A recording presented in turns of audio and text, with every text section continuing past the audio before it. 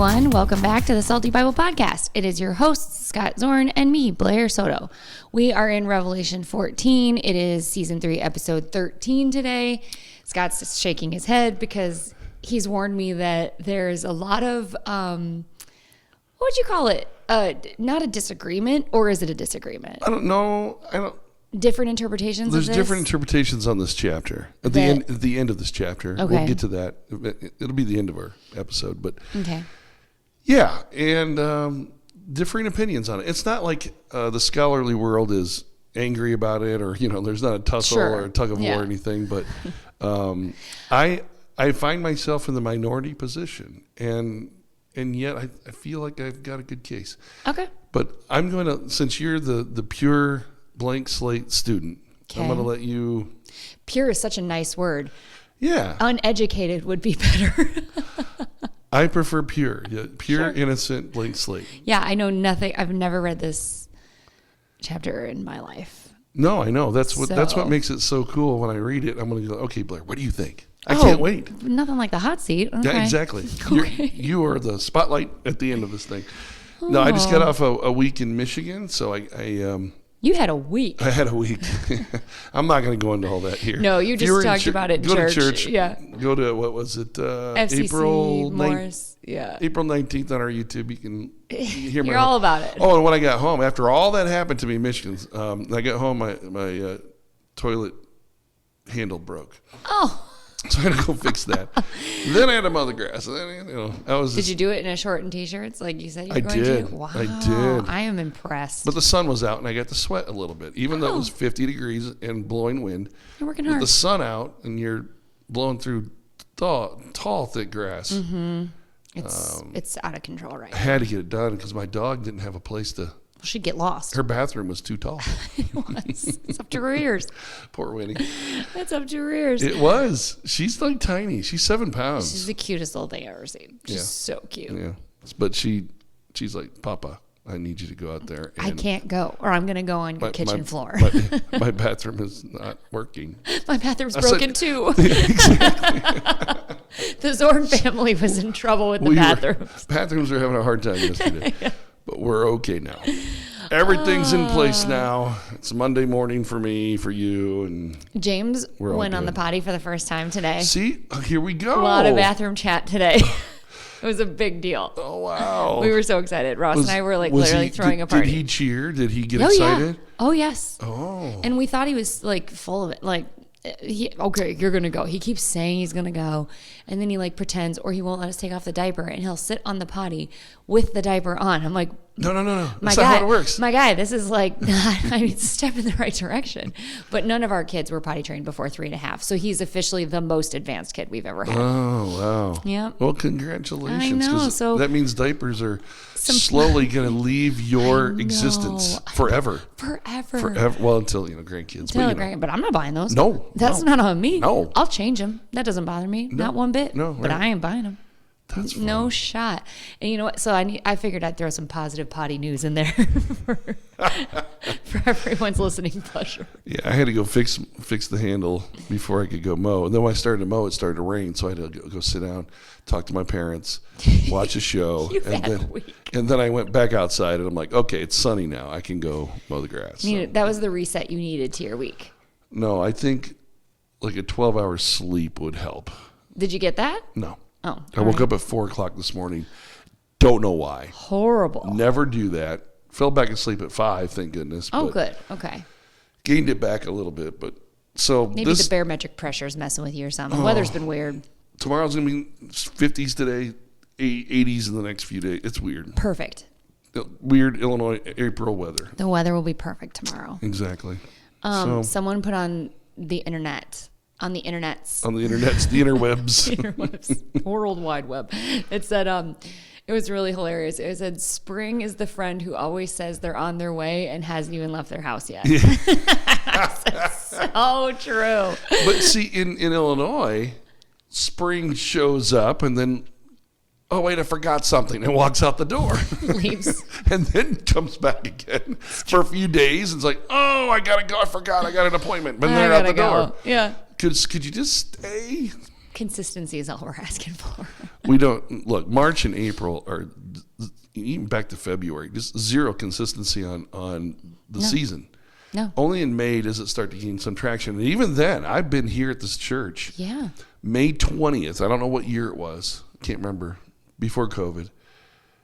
And it sleeted outside. Disgusting. May 20th. No. And I'm like, that's summer. I don't like my life right now. So that should be summer. I know it's still technically spring because June 20th is the first day of summer.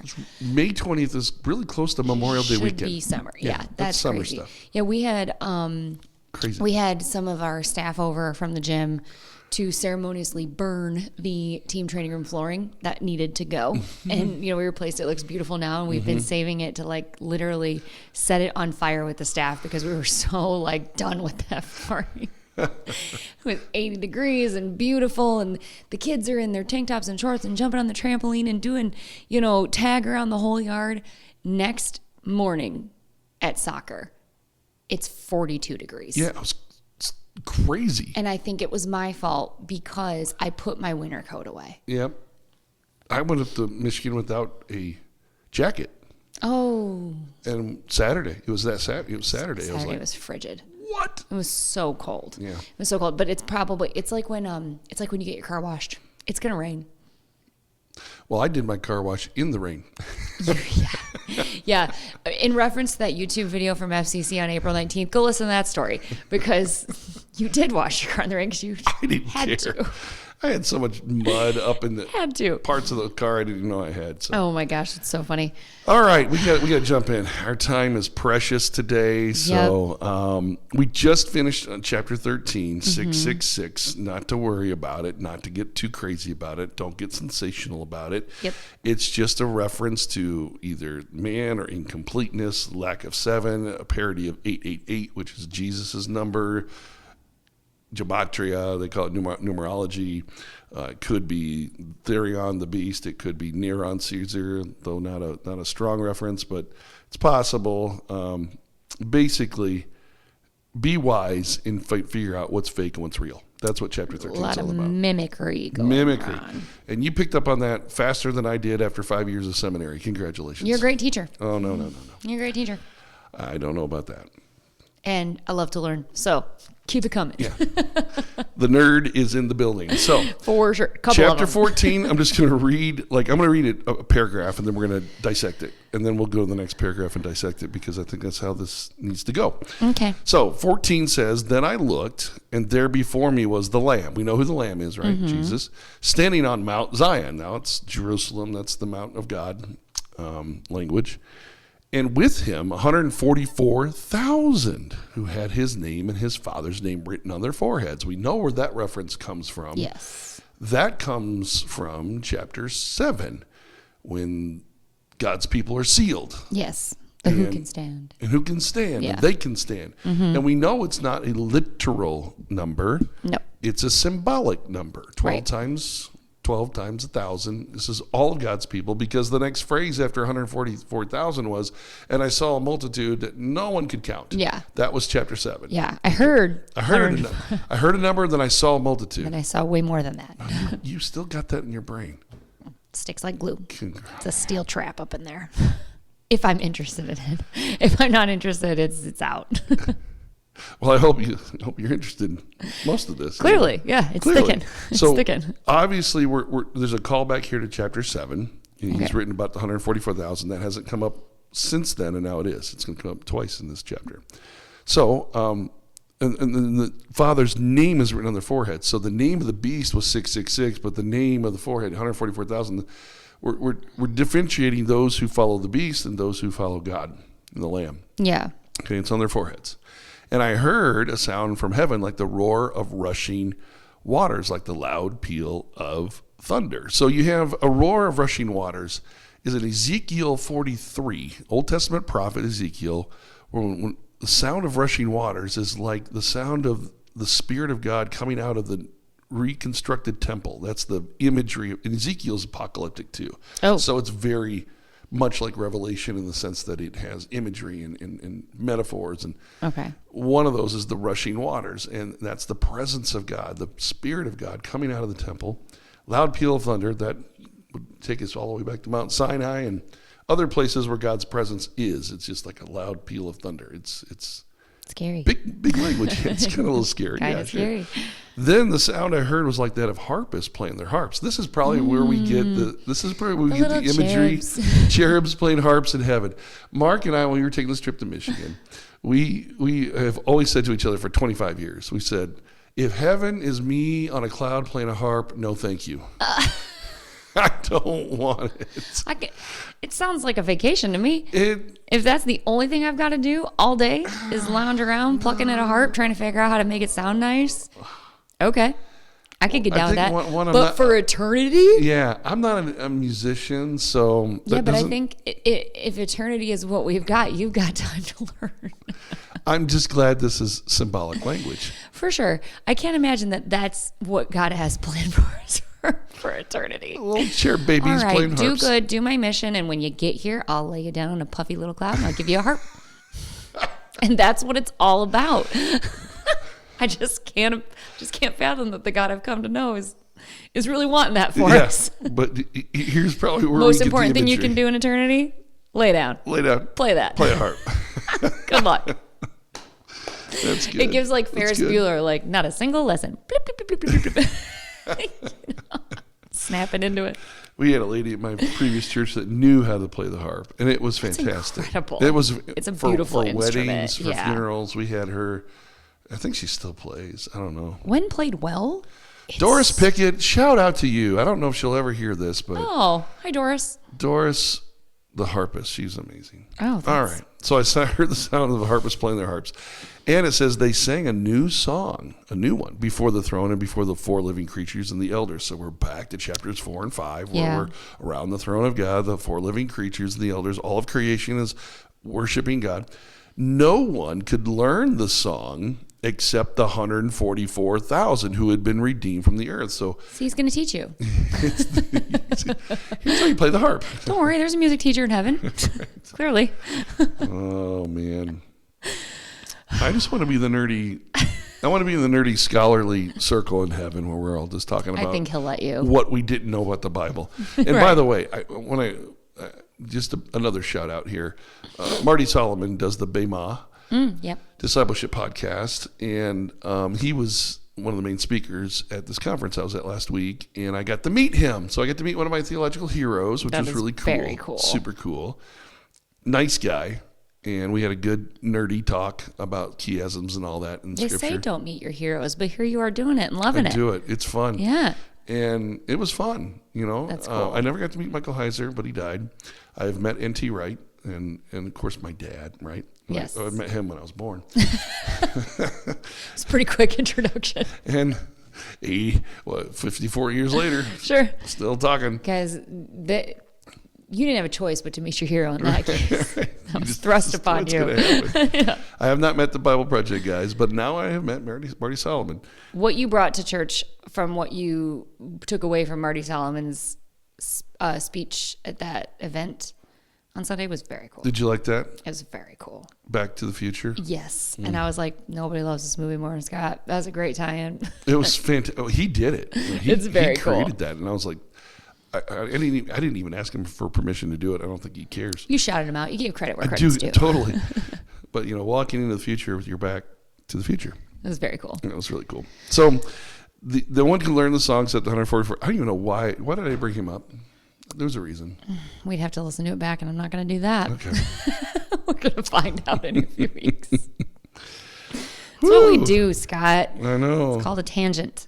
That was, but I had to say that I learned a lot from him. Yeah. And I was blown away by what I learned, and having the nerdy conversations with him was inspiring. Mm-hmm. And it fit perfectly with what my sermon was yesterday. So yeah, and I think you did what he would hope that you would do as a pastor when coming to these conferences. You took it back to your congregation. Absolutely. You know what I mean? I do that all the time. Imagine you don't bring his message to the church. Now, here's what I typically do. I try to learn all I can from, let's say, Heiser, Wright, Solomon, Bible Project, whatever the topic is, a Revelation, book of Revelation. And I will ruminate on it for a long time. Yeah, you write your sermons a year in advance. I do. Which is bonkers. And that's even more bonkers, the fact that what you learned this week could tie in so beautifully to the lesson you had set up. Right. And so I didn't take the time to process what he said. I got it right away. Yeah. And I'm like, that fits right away. So rarely does that happen, but I was able to pull it into the next day. It was very cool. And I was like, wow, that was super, super cool. It was very cool. No one could learn the song except the 144,000 who've been redeemed from the earth. These are those, I like that. These are those who did not defile themselves with women, for they remain virgins. They follow the Lamb wherever he goes. They were purchased from among mankind and offered as first fruits to God and the Lamb. No lie was found in their mouths. They are blameless. Now, does this mean that these are unmarried people? No. Talking about virgins. Yeah. They're talking about prostitute temple idol worship. Okay. Worshiping other gods. And there's plenty of that in the Roman Empire. I mean, just littered throughout the empire. And so it's the bowing down to the beast and the beast and the dragon from last chapter. Okay. And they do that via women and prostitutes. Mm-hmm. And so that's a reference to that. Virgin is more spiritual virgin. I was just going to say, so virgin could almost be interchangeable with like faithful or pure. Yes. In God's Absolutely. eyes. Okay. So I gotcha. They follow the lamb wherever he goes. Mary had a little lamb, right? And they were purchased from mankind as the first fruit. So I think this is pretty simple to say, here are God's people. Yeah. First paragraph of this chapter. Here are God's people. Yeah. Here's what they're defined by. Here's what they look like. Here's their characteristics. They sing this song that only they can sing because they understand God's presence, God's redemption, God's Son Jesus, what he's done on the cross, and their acceptance and following of him. So that makes sense. Pretty clear so far, right? Yeah. Now let's get to the weird stuff. Oh, great. Okay, I thought I was just doing really well. So this next section is going to go from like verse 6 through verse 13. Okay. It's called, at least it's titled, The Three Angels. So here we go. Okay. Yay, 3 angels. Only 3. Then I saw another angel flying in midair. This is where we get the angels that fly with wings. Yes. Okay. Okay. Exactly. But it doesn't necessarily mean that they have wings. Yeah, there's no mention of wings. But how does anything else on Earth fly that we know of? You know it's got to have some wings. In studying for this, I was listening in one of my walks around the neighborhood to Michael Heiser's take on Revelation on these chapters, and he brought this up. He goes, this is where people get the idea that angels have wings. And he debunks it pretty quickly, and I don't want to go into all that because it's too technical, but I hear you. Angels, are seen as flying in midair. They're in the expanse between. Just bump the microphone. Sorry, careful. An itch. Happens. So another angel flying in midair, and he had the eternal gospel to proclaim to those who live on the earth, to every nation, tribe, language, and people. So this goes pretty clearly to preaching the gospel, good news to those on the earth, and everybody gets to hear it. The whole shebang. Nation, tribe, language, people. Everybody's going to listen to it. Right. Everybody's going to hear it. Whether they respond to it. That's a solid differentiation you just made. They're going to hear it. They're not going to listen to it. Some will, some won't. Yes. So he said in a loud voice, "Fear God, give him glory, because the hour of his judgment has come. Worship him who made the heavens, the earth, the sea, and the springs of water." It's the end of the world. It's the end of the world again. It's the end of the world as we know it. Again. You know the REM song? Oh, yeah, of course. Hersher High School show choir years and years and years ago. Did that one? Did it. It was awesome. It's before my time, but I remember being in grade school going to watch them perform before their big showcase. And I was like, these guys are amazing. I want to be a part of that. It's the whole. So I did show choir for a year. That was 90s, wasn't it? Yeah, when that song came out? Yeah. Oh, for sure. Yeah. That's what I thought. Has to be. Yeah. So the first angel, good news, give God glory, judgment's on its way. Second angel followed and said, "Fallen, fallen is Babylon the Great, which had made all the nations drink the maddening wine of her adultery." So we're back to Babylon, the enemy of God. Yep.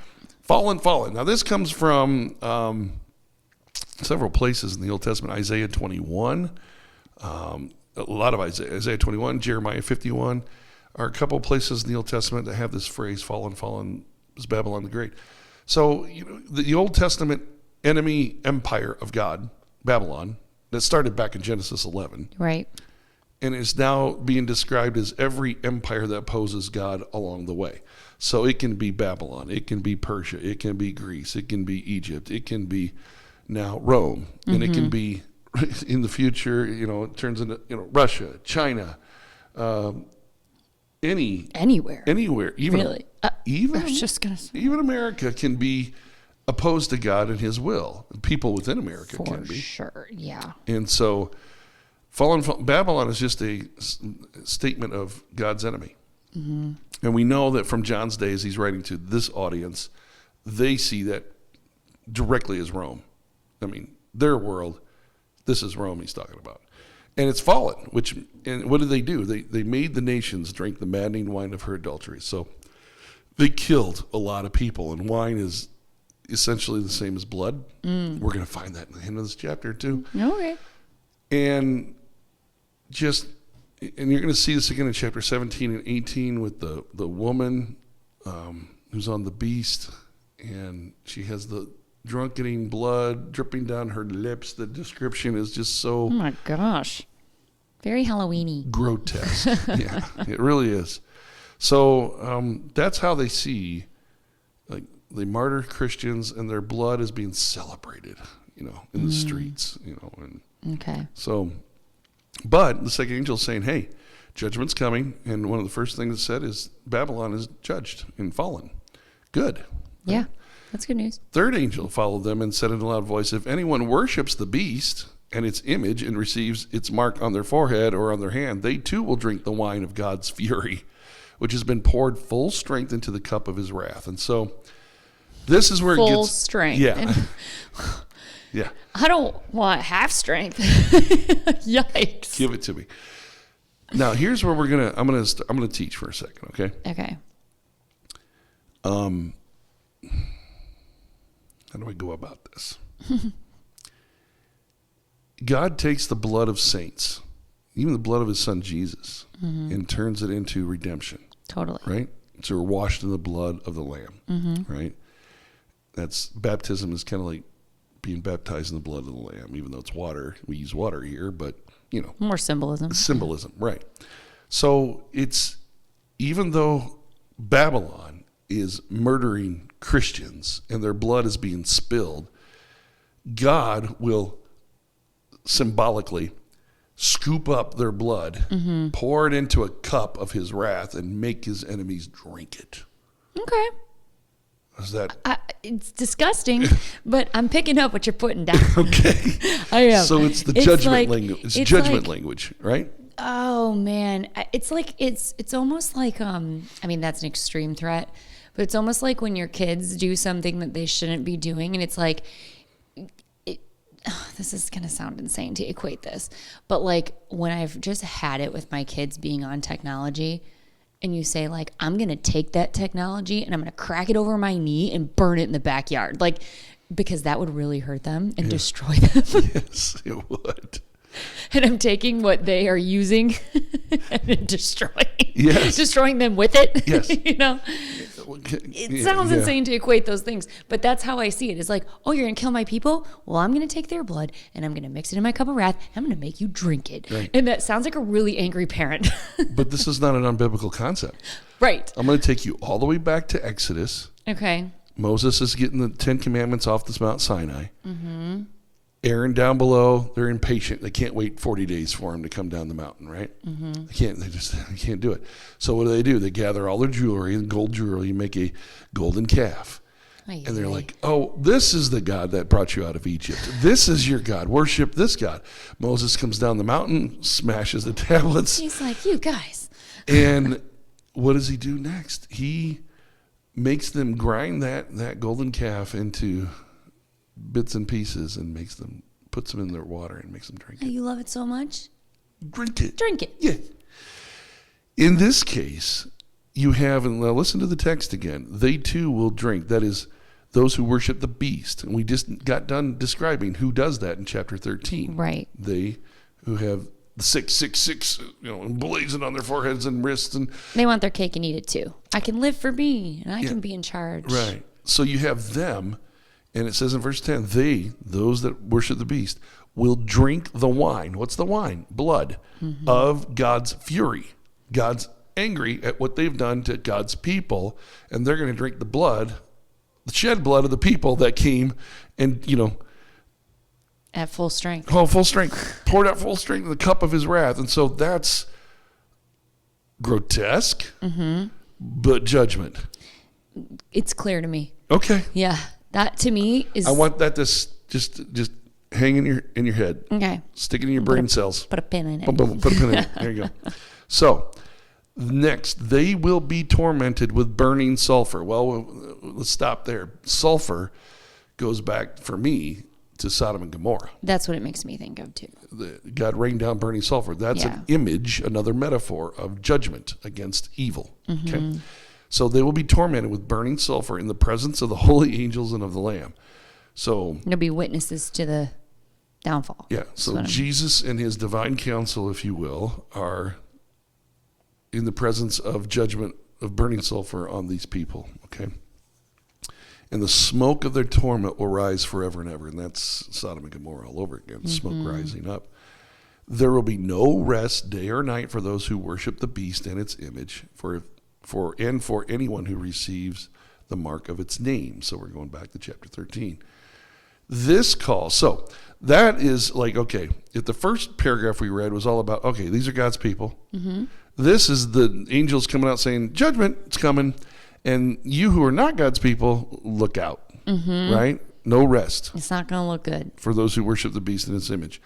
So then he interjects here. I don't want to call it a full interlude like we've had before because we don't have a series of sevens going on here. But it is an interjection to talk to you and me and the church and the people of God and Christians who are following Jesus in John's day in the Roman Empire. He just stops here at verse 12 and he goes, this calls for patient endurance on the part of the people of God who keep his commands and remain faithful to Jesus. Or, as my dad would say in his book, the faithfulness of Jesus, those who maintain the faithfulness of Jesus. So if Jesus is the forerunner of faithfulness, and he is, and I talked a little bit about that yesterday in Hebrews 12, he is the author of faithfulness. We need to remain in his faithfulness. We need to follow his faithfulness. What did his faithfulness do? Take him all the way to the cross outside the city where he was crucified. And he shed his blood and suffered and sacrificed. So our faithfulness must take us to that same place of faithfulness. So this calls for our patient endurance to keep his commands and to be as faithful as he was. Okay? Yeah. Clear? Yeah, so far still good. Okay. I know it's going to get crazy. Still making sense. Then I heard a voice from heaven say, write this down. Okay. Blessed are those who die in the Lord from now on. Yes, says the Spirit, they will rest from their labor, for their deeds will follow them. I love that. Yeah. This is just a little parentheses in the middle of a judgment scene. I was going to say, they're compliment sandwiching this chapter. All good. Everything's great. Angels are given yet another warning shot, because it's not chronological. So because once again, we've seen the end of the world. And then it's like, madness, fire, drinking the blood, you'll be punished. And then though, those who are blessed will die with the Lord. It's good. It's like very, it starts off as a nice bedtime story, and then it's like nightmare, and then it's like, but any hoodle. Blessed are the dead who die in the Lord from now on. Yep, they'll rest for their labor, for their deeds will follow them. And it's like, close your eyes, sweet child. You'll be fine. Night. Don't think about all that other crazy stuff I said. What? I don't know that I would put chapter 14 as a bedtime routine, but you can try it on James and see what happens. I will not be doing that. No way, Jose. Mommy, I don't like this. Nope. So, he'll be like, monsters are in my room. Exactly. And they are. Nope. There's beasts. There's dragons. Oh, yeah. So, blessed are the dead who die in the Lord from now on. They will rest from their labor. Their deeds will follow them. That is so encouraging to me. There's so much encouragement in the Bible. Amidst the madness. Everybody thinks, what I do, does what I do on this earth matter? Yes. And the answer is yes. Because it says it will follow you. Why? Because I'm going to give a little spoiler alert at the end of the Revelation is new heavens and new earth. What will we be doing in the new heavens, new earth? I don't really know exactly all the things we'll be doing. You hope not plucking a harp on a cloud. Exactly. I know I'm not going to plug a harp. In a diaper. On a diaper. Little Scotty, chubby cherub Scotty with the diaper and a harp. You're 2 years old all over again. No, I want to do something better than that. So our deeds will follow us, it says, when we die in the Lord. And so it goes with us. So what you do in the kingdom, and N.T. Wright says this a lot, what we do, not just in the kingdom, but for the kingdom, what we do for God's kingdom here and now will continue on after death. Some way, somehow, it will continue on. And this text tells me, yes, your deeds will follow you right through the grave to the other side of resurrection. Whew, what do you got? I'm just noticing what you just... Okay, so this piece right here, their deeds will follow them. And then you're sitting here saying that you hope when you get to heaven, you get to do more Bible work and Bible study and more work for God the way that you're doing here on earth. You want an extension, but better. Well, I won't need it. I won't need it then. But you get what I'm saying. Like, I will know you're taking what I don't this know now. and you're literally living it, because your hope for when you get to heaven is not rest. It's not learning a new instrument. It's, I want to like dig in. I want to know all the things I couldn't know. I want to complete the work, like you're not looking to rest, which is, oh my goodness, Christianity, I think, in a nutshell, because like the more you know about the Bible, the more you realize the work is not finished when our bodies are done. That's when the work begins. And it's like, if your goal is to go lay on a cloud and pluck a harp, maybe you're also not, I don't want to say like taking up your cross, but maybe you're not taking up your cross here on earth every day to live in the way God wants. Because if your whole goal is just rest, you haven't earned that yet. No. And it's like, and if that's what you look forward to in heaven is just rest, yeah, okay, on a small level. But it's so funny because you've just talked this whole time about how what you hope you can do when you get to heaven, and it's not rest at all. But it is, because your body, it's gone. Your spirit you won't need to sleep and eat. You won't have hunger and all those things. Well, I hope we get to eat. But you won't need to. Are you sure? I don't think we'll have the pains of hunger in heaven, will we? Well, I don't know. Jesus raised from the dead and ate fish with his disciples on the Probably because it was delicious, Yeah. and that's a community activity. Anyway, you get what I'm saying. We rest Here from we rest from labors, but Yes. but our labors follow us in. And so now I know why I brought up so Marty Solomon. funny. Oh, now, yeah. Now I know why. It just hit me. Like you're talking, I'm like, I can't stop talking so I can get this out. I or I'll found lose it. it again. Yeah. Well, okay. Why'd you bring him up? So I brought him up because, and I said this yesterday. I'm like, whenever I meet theological heroes like that, and you learn from them, I walk away going, I don't know a thing about the Bible. Right. I don't know anything about the Bible. This guy's way smarter than I am. Oh, who gave me a degree? Yeah. Who dared put me on that platform and gave me a degree? I don't know. Right. Who dared, employ me at a church for 33 years? For several decades. And several churches made the same mistake over and over again. Oh, you're Scott imposter Zorn, syndrome. we want you to be our preacher. No, you don't. Are you sure? Are you sure? I don't know what I'm talking about. No, I've learned quite a bit, and it's moments like that where I learn even more. So yeah, when I get into the new heavens and new earth scenario, there will be a geek out session with those people. You got a lot of questions. You can't wait to And I'm going to answer. say, just teach me what I did not know. Yeah. I mean, keep telling me what I did not know. Yeah. Tell me how ignorant I was. Tell me how bad my sermons were. Tell me how horrible my theology was. I can take it now. I mean, I'm going to know everything now. Don't let me move through eternity looking like a fool. Come on. Let's go. Exactly. Just let me hear from the best of the best. Yeah. Let me know which theologian had it more right than the others. Yeah. And just let me sit there for like 10,000 years and just do that. And when I'm tired of that, then I'll go play a harp over here. I don't believe you. I don't believe you. I think you lied to me and everyone else when you said that. When I'm tired of that, I'll play a harp. You will not. You'll be playing pickleball or something. No, racquetball. Oh, that's right. You play racquetball. Gosh, Pickleball. I cannot get this right with you. know. I say it can't. all the time. It's every time. It's racquetball. It's Racquetball. faster. It's more fun. It's more athletic. It's more cardio. Only dabbled in pickleball, And so it's I didn't giving me kinda have to- arthritis in my shoulder. So Oh, well. I am 54 Take some ibuprofen. You'll be all the time. all right. Around the clock. Oh, yeah. Careful. It's hard on your kidneys. My kidneys. You end up with a kidney stone if you take too much Kidney? ibuprofen. Well, I've had 3. Can't imagine why. My dad's had 8. Oh. He wins, but he is Or 30. did you lose? He lost, but he's 30 years older, so it's like, well, there's still time. Yeah. Hopefully his 8th was his last. I hope so. It was just awful. Last month, and I don't know where we're going with that. Awful. Well, here we are again, digressing. Anyway. So that's why I brought up Myers Solomon. I just think it's so funny. I walk away from him going, I don't know anything. And the funny thing is, people in church are like, Scott knows everything. No, I don't. Yeah. You think so? I don't. I really, really don't. I'm just learning and learning. And when I do, I share it. And when I share it, it makes me sound smart, smarter than I really am. But I also like to keep it, in my head. I think you're shortchanging yourself. Of course I am. But I recognize that because I do that as well. It's just like you get inspired by people who have done the hard work. And they just say it so succinctly, and and it's so nice to learn from people who know what they're talking about. Yeah, and I agree, Scott. That's why I'm sitting across the table from you, literally doing the same thing on a weekly basis. And this is so great because this is so good. What you experience with Marty Solomon, right? Yes. All that like buzzy feeling, like I don't know anything. Yeah. But like that all makes so much sense. That is literally what you give your whole congregation every single week. I hope so. It is. I can confirm. I would go somewhere else to find it if I couldn't get it. You know what I mean? Like right. and it's showing with more people coming to church every Sunday. More people are like Ross and I. Someone he went to high school with joined our church very recently, and he was like, I didn't even know she was interested in joining church. Who's that? Kaylee Middleton. Oh, yeah. And her daughter Jaylee goes to the youth. Yes. Jaylee Jace. Yes. Yeah.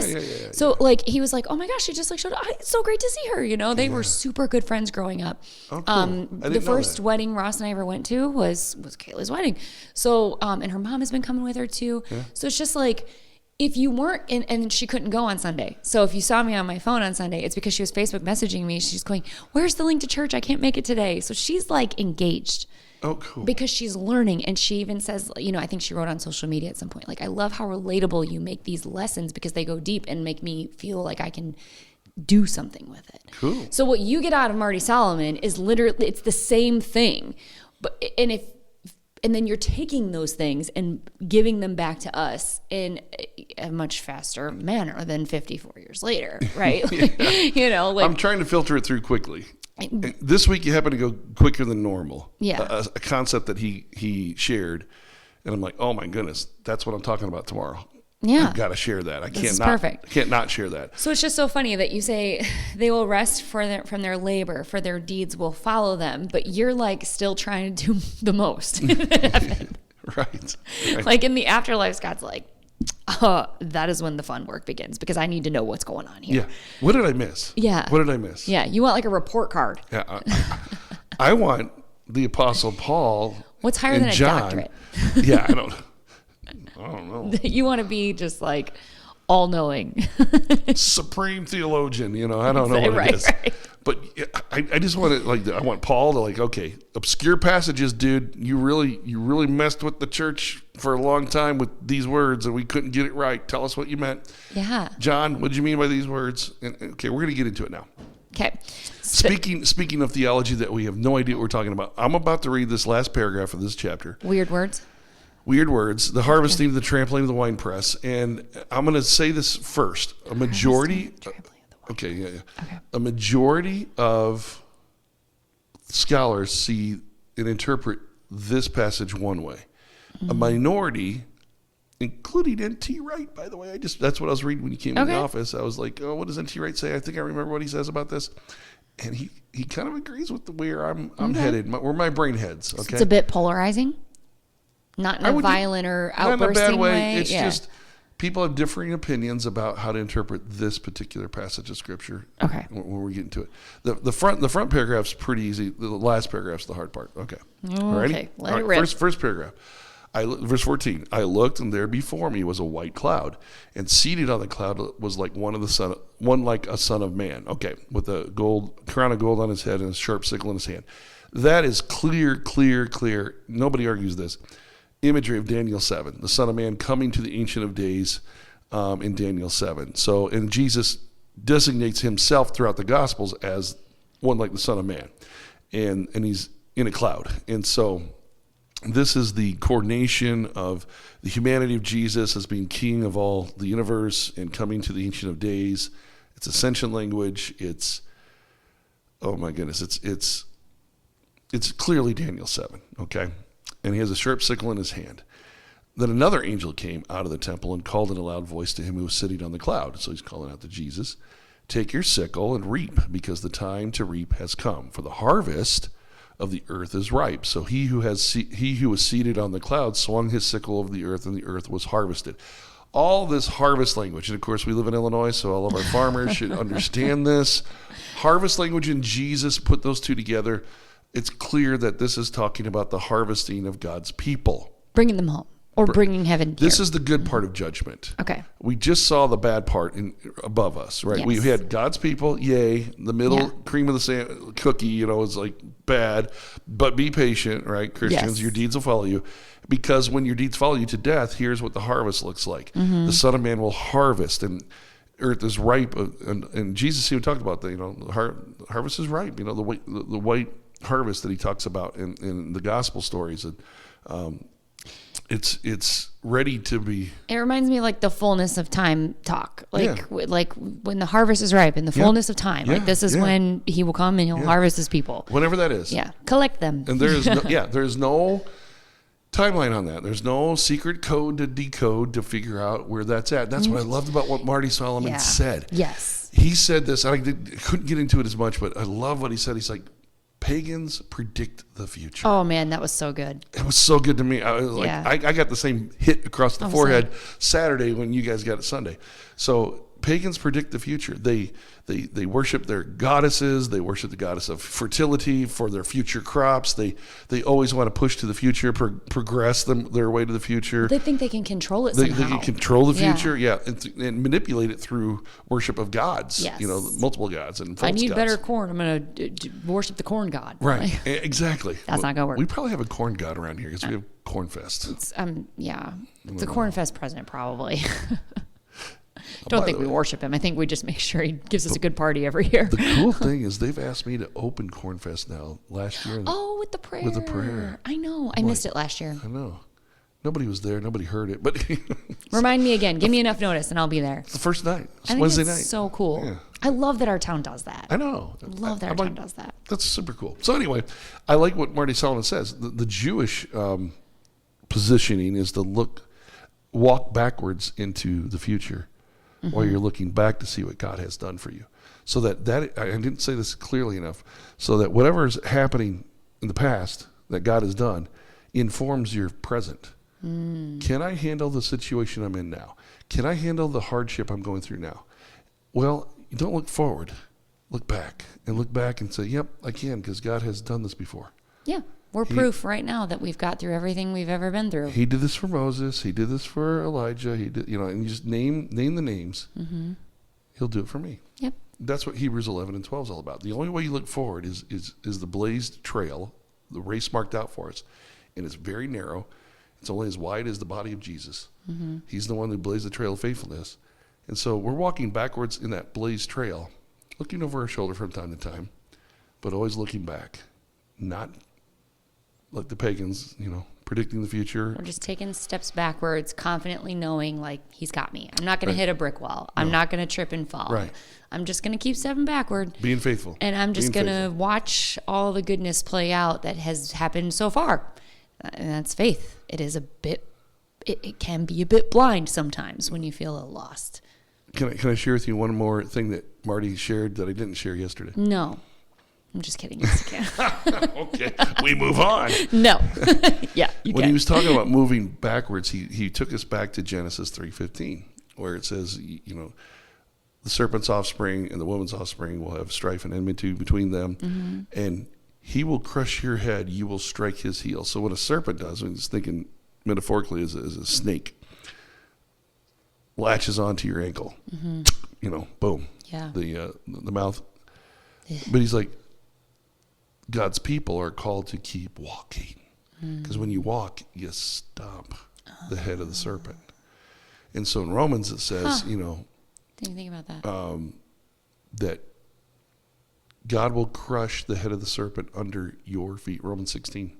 19. Through us. 16, 19, through us. Wow. Through our faithful That's walking. very cool. That we will crush Satan's head under our feet. So that goes along with all this. So this is harvest language. Yeah. Clearly harvest language. Makes sense to me.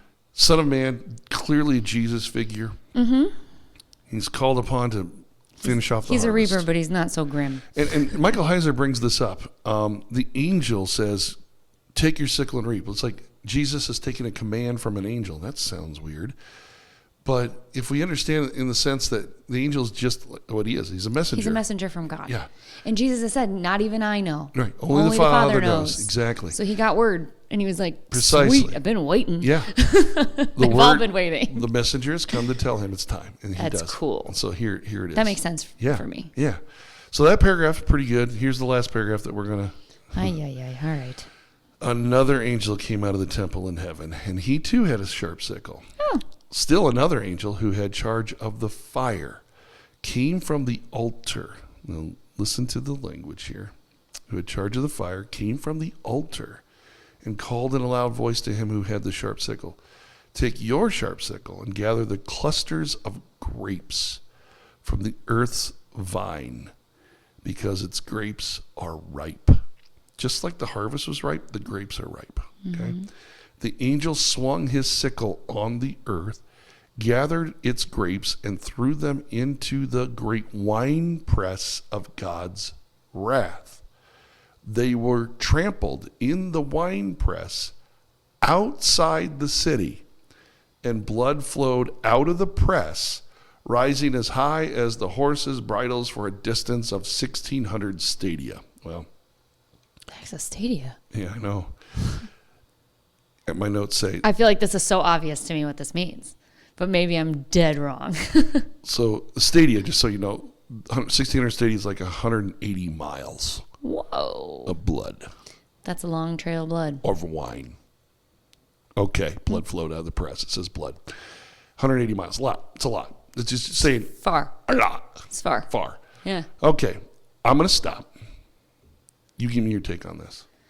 I think the other angel could have been a fallen angel who's in charge of the earth dwellers.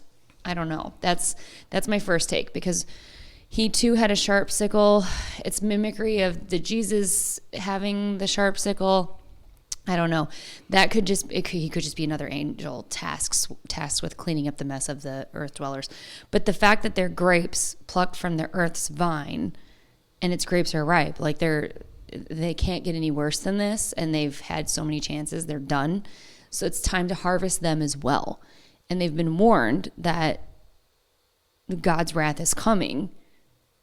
So metaphorically, if they're grapes, he's putting them in a wine press and he's squeezing the blood out of them to get rid of them forever. And there's so many of them that the blood is flowing for 180 miles. Yay or nay? That would be the majority view. Because it seems obvious. Seems. Doesn't it? Seems. Is that what you thought at one point? Mm-hmm. Okay. Great. That's reassuring. I'll make you feel better about that. It does make me feel better. I'm like, that actually seems super obvious. Okay, but I'm not seeing any other possible alternative here. So educate me. Ready? But no, but yes. I do not think that the other angel is anything. A fallen angel. It's just a messenger from God. A messenger from God. Okay.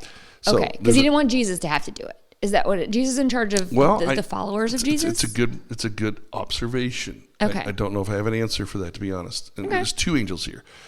One came out of the temple at a sharp sickle. Still another angel. So another one. So there's a third one now. So it's third, yeah. Who had charge of the fire, came from the altar, called in a loud voice to the one who had the sharp sickle. So the one's talking to the other.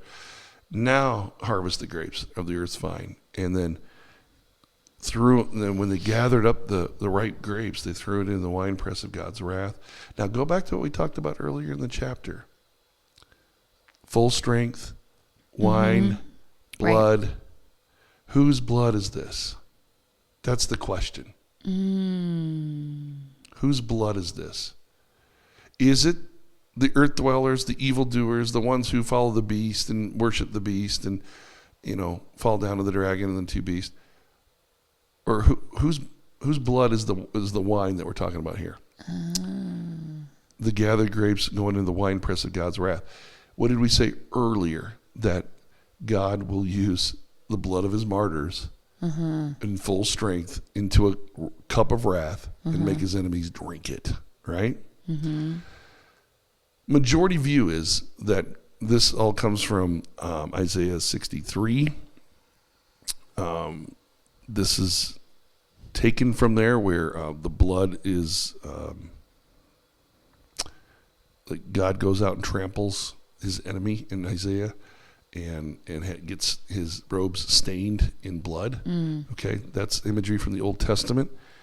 But John, this is Isaiah 63, Joel 3, a couple of references from the Old Testament that this all wraps around. I think, and there's some clues in the text that help me think it's one way rather than the other. And N.T. Wright actually agrees with me on this, actually, or maybe I agree with him.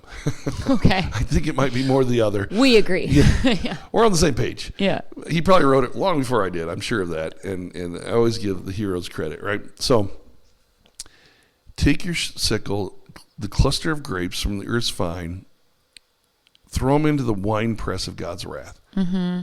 So it sounds like the image is he's destroying his enemies and the blood's flowing. Yeah. But what do we know about God's way of salvation? God's way of salvation was to put Jesus on a cross and have his blood flow off the cross. And it's sacrifice in which he wins the victory through his son's death and resurrection. Yeah. Now, throughout Revelation, we've had images of people being martyred. So, I'm going to try this. I'm going to really go fast here. Yeah, this moves pretty quick. I like my little computer. Because it's an apple. Yes, it is. You're right. On air, Scott Zorn using an Apple product and loving it. We could just get the man an iPhone, would be in business. It's just Logos. That's just the software program. Yeah, but the group chat is green, and that's your fault. Okay. Actually, I'm pretty sure Brogan also might have an Android. Yeah. Brogan's a smart man. Yeah, he's pretty techie. He is. Who might argue with him? Chapter 6, Revelation, verse 9. I'm going to go back here. When he opened the fifth seal, the fifth seal, you remember the... Who could forget? You can forget.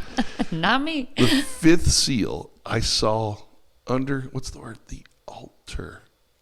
Yes. The souls of those who have been slain because of the word of God and the testimony they had maintained. They called out in a loud voice, and here's what they said. How long, sovereign Lord, holy and true, until you judge the inhabitants of the earth dwellers, and avenge our blood? Each of them was given a white robe. They were told to wait a little longer till the full number of saints that were killed as they had been killed. Fast forward to chapter 14.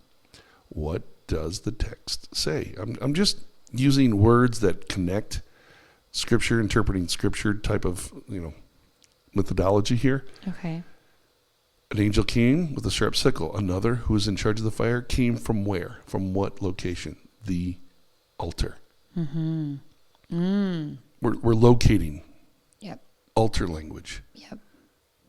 And so he had souls in the fifth seal under the altar asking God to avenge our blood.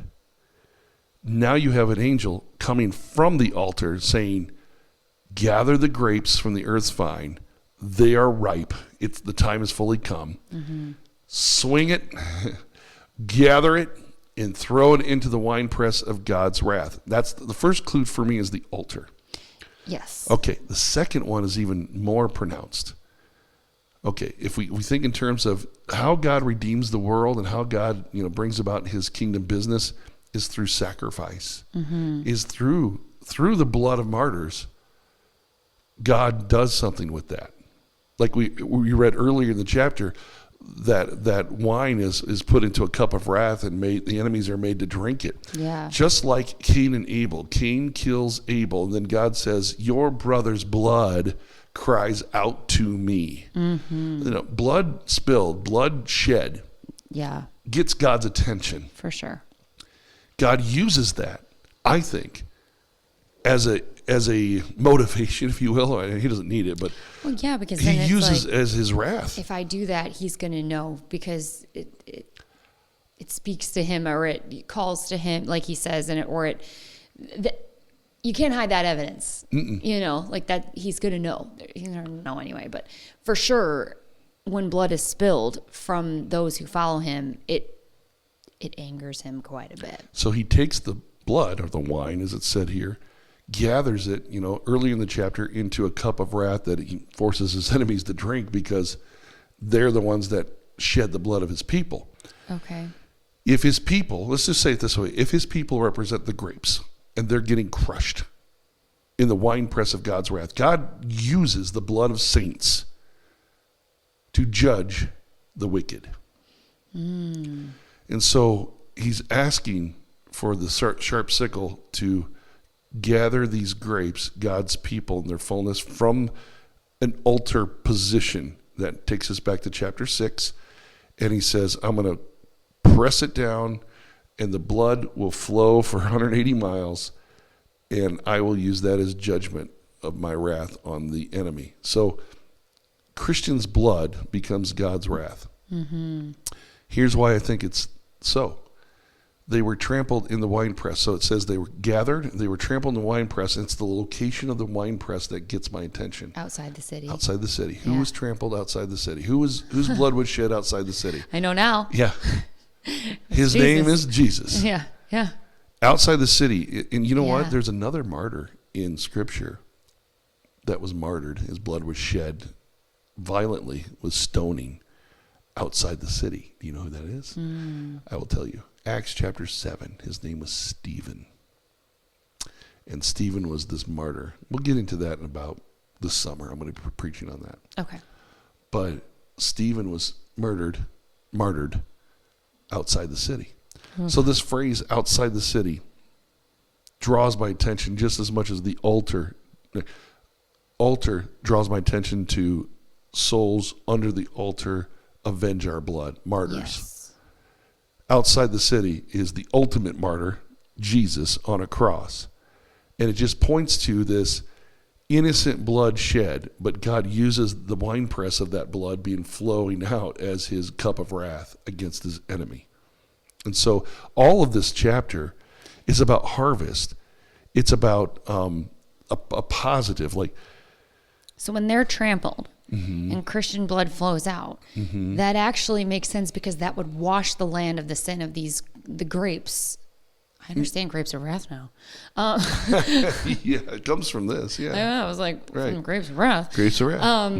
I've never understood what that meant. No. I've just heard it a lot.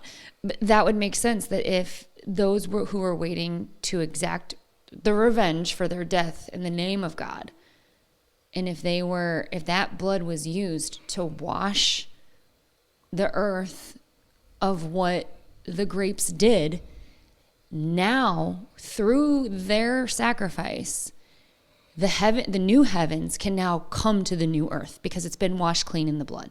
I mean, that's right. Because if there's the enemy's blood laying all around the place, the new heavens aren't going to want to come here. That's true. But if it's made pure again, in the same way that all of our sins were washed clean in the blood of Jesus. Yeah, it's all symbolic, right? Of course. Of course. And now the earth is washed clean from the blood of those who died in his name.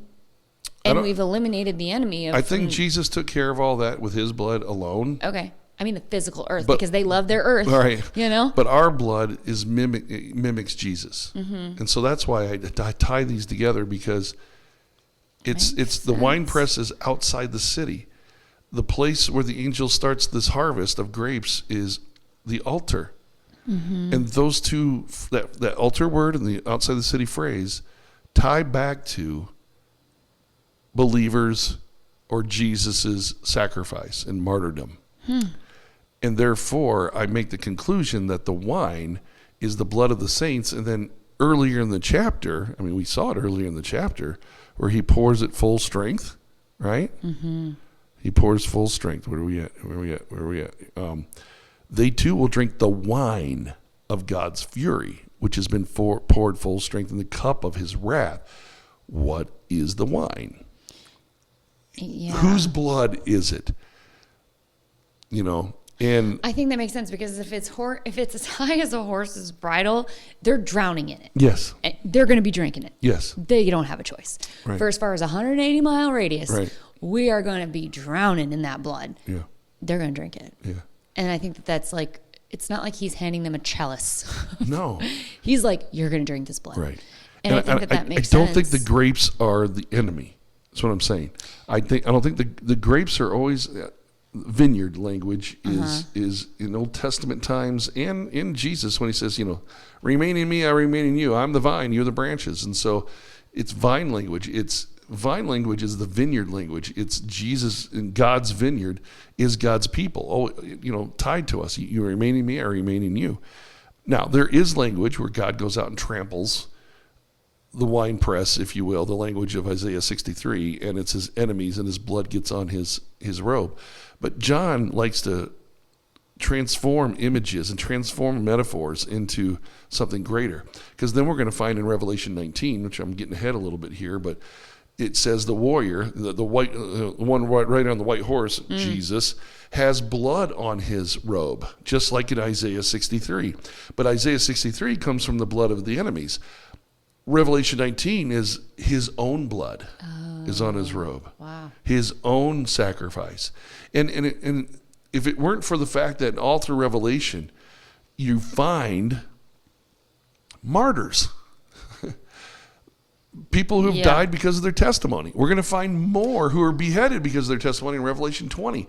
So beheadings, martyrdom, sacrifice, altar outside the city, it just all makes sense to me that this blood is the blood of saints that God is using as a judgment against the earth dwellers who killed them in the first place. And so his sickle is it's a harvest of wheat or whatever it is above in the first paragraph, and then the second sickle comes in, it's grapes. And so you have just a large picture of harvest, and sometimes that harvest comes with the shedding of blood. In fact, a lot of times it does, unfortunately. Yeah. Christians are called to take up their cross and follow Jesus daily. What does a cross mean? It means the shedding of blood. Yeah. It means your blood is shed. Yeah. Jesus' blood was shed. And the sacrifice. Outside the city, under the altar, all location points. And it just makes sense that I'm in the minority view. It does feel, for someone who just learned it, it does feel like a bit of a reach. But if there's any truth in it, which there is here, there's plenty of evidence that this could all completely tie in. I don't feel like it's wise to ignore it. I don't feel like, I can see how this isn't like a polarizing thing, like a this or that. It more or less, if anything, it pulls you deeper into it, into the meaning. And I think that because he's such a skilled and creative writer, you can't dismiss it. No, there's I don't many, think you can. Especially because, like you said, the thing where it says from the altar. Yes. That is really Angels tricky. coming from the altar. Well, that's tricky for me. So I take the word altar. This is just basic Bible study, my friends listening. Basic Bible study is okay, and I know it because he didn't come out of the temple. He came from the altar. I'm simplifying this too much, and I know that I've spent decades studying this, so I have to appreciate the fact that words pop off the page quicker for me only because I've spent a lot of time doing it. Sure. It's a language you speak. But this is why I'm doing the podcast, so that you don't have to take 3 decades to do this. Let me do it for you in 5 minutes. We don't need to simmer for 3 years before we... Let me be your zip file, right? Yes, right. Yes. Okay? No, it does make sense, though. Altar and outside the city are 2 clues, 2 strong word clues in the text that tie back to another text of scripture that talk about martyrs, and grapes we know is martyr language too, and blood language, and we know even from this own chapter, God has poured out in full strength the cup of his wrath. Yeah. What we're going to also see in chapter 15 and 16 that go together, which will be next week, is the beginning of the 7 bowls of wrath. where God pours out his final judgment on everything, fully in totality. We went from a fourth to a third, now a whole 100%. Everything's affected now. And so we get the judgment. I think 14 stands as juxtaposition. Those who follow the beast, not so good. Not good. Cup of wrath for you. Cup of wrath for you. But that's just a little part in the middle of this chapter. Everything around this chapter is the identification of the 144,000, God's people, and then a call to be patient, and then a harvest. And the harvest isn't two different harvests. It's two harvests that are the same. It's actually quite promising. Very. Other than these two pieces of terror. One harvest is just to show us that it's time for Jesus to do it. And the other one is the manner in which it might come. It may come through your sacrifice. It may come through your blood being spilled. It may come at a 1600 stadia river of blood. It may come at that level. And it points to that because the altar and outside the city language is language that points in that direction. Now, does the trampling of the winepress of God's wrath, in the majority view being God's enemies, and that's what he's trampling, is that feasible? Absolutely. I think the message is still received regardless of which interpretation you go with. Yeah. If you go deeper with what you're saying here, it doesn't damage the message that's written that's most obvious. Right. If anything, it just pulls you deeper into the depths of the Bible and how it all connects. So I could see how it's not necessarily like it's not even really like a debate in my brain. It's more or less like a deepening of understanding, and some people maybe just aren't prepared to go there. Right. You know? Yeah. Because that's deep. I know. That is very deep. Yeah, I wouldn't have caught that on my own. So I'll close our time here with this. And I kind of just did some study. I can just tell I'm going to simmer on this one. I know. And I've been simmering on this for 30 years. You were simmering on it before I walked in. Yeah. Oh, yeah. I was reading. So here's the minority view. A small number of interpreters argue that the blood flowing from the winepress is the blood of saints. Mm-hmm. They note that Revelation repeatedly emphasizes the blood of saints as a key reason for God's wrath. They're connected. Revelation 6:9, I just read that to you. Revelation 16, we haven't read yet. 17, 18, 19, he has avenged the blood of his servants. The wicked have shed the martyr's blood, so they reap what they sowed. In this reading, the grapes may still be the wicked being crushed, but the resulting wine, blood, symbolizes martyr's blood crying out for justice, or even that the martyrs are crushed like grapes in persecution, with their blood becoming the wrath wine that fills the cup poured back on Babylon, Rome, the beast system, evil earth dwellers. Outside the city can evoke the martyr's death, like Jesus was outside the city in Jerusalem, or it just talks about the location of the persecution. Some link it to the suffering of the church under the empire or beastly powers. This particular view sees this passage more as symbolic encouragement to those who are persecuted believers. God will repay those who shed innocent blood. It draws on the idea that the cross, Christ crushed for us, inverts into justice. It flips to judgment and justice on the unrepentant or the evildoers or the earth dwellers. So this perspective is less common as a standalone reading of the grapes themselves, but appears in a lot of discussions emphasizing the martyr's role in motivating the judgments throughout Revelation. So God's wrath and wine and judgment and blood kind of connect throughout Revelation. And I don't disagree. Yeah, I'm there. I think it's a deepening of the understanding, I think. I'm just going to tell everybody that chapter 14 has been my bugaboo since I started studying Revelation. And even stuck. Doing this podcast episode, as Blair walked in my office, I'm still reading commentaries on it before we went to air because I had to get it in my head even more. I got to read this one more time. Yeah. I got to make sure I stand where I stand on this and make sure I got to digest this a little bit more. And I was like, all right, pal, well, I'll be ready when you are. Yeah. So, no, I don't disagree at all. I would tell you. I would say this. If the word altar and outside the city were not in the text. Fair. It'd be like, that's a reach. Take those out. It feels like a reach, and that the majority view seems right. It just is what it is. Pouncing on the enemy. Yes. but they're there, and that just keeps dragging. Can't ignore it. Keeps dragging me in. What do we know about the Bible? If it's weird, you should pay attention. Yeah, that's right. So that's all I got for chapter 14. I am exhausted. I Done. loved it, and I'm getting hungry, so we'll wrap this up. Okay. I really liked that, actually. I liked the deepening of it. It wasn't necessarily opposing views like I had expected. It was just a deepening of it. Different. Yeah. More context clues need to be pulled on instead of just blindly reading what's on the surface level. Right. Oh, that's so fun. Okay, well, you guys know the drill. Make sure you subscribe so you don't miss an episode. Make sure you share with a friend so that we can spread what we're doing here. Make sure you submit a review so it's easier for others to find us.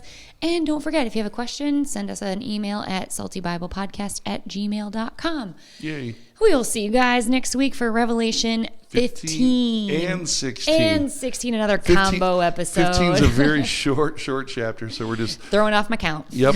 Well, I've already thrown it off. We'll just I know. Now it's get it back worse. to even numbers. Yeah, there we go. All right, 15 and 16 next week. We will see you guys next week. All right. Bye-bye.